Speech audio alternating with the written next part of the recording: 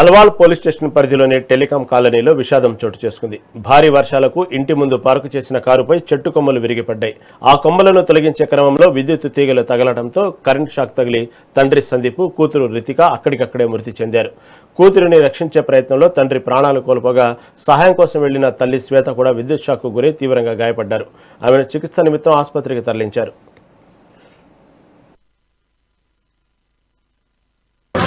ఇద్దరు విద్యుత్ఘాతానికి గురై మరణించడం జరిగింది.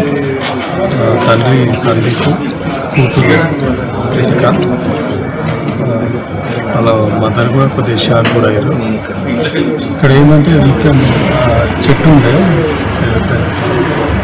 చెట్టు పెట్టి ఇంటి ముందర చెట్టు పెట్టే ప్లేస్లో చెట్టు ఉండే. అయితే కారు పార్కింగ్ పెట్టారు.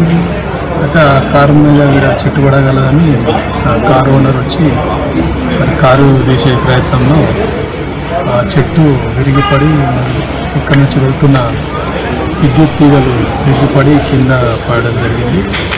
దాన్ని మరి అనుకోకుండా వాళ్ళ కూతురు దానిపై కాలు పెట్టడము, ఆమెకు షాక్ తగలడము, అలాగే ఆతృతలో మరి వాళ్ళ ఫాదర్ వచ్చి బిడ్డను కాపాడే విషయంలో మన ఇద్దరు కూడా చనిపోవడం జరిగింది. చాలా బాధాకరం.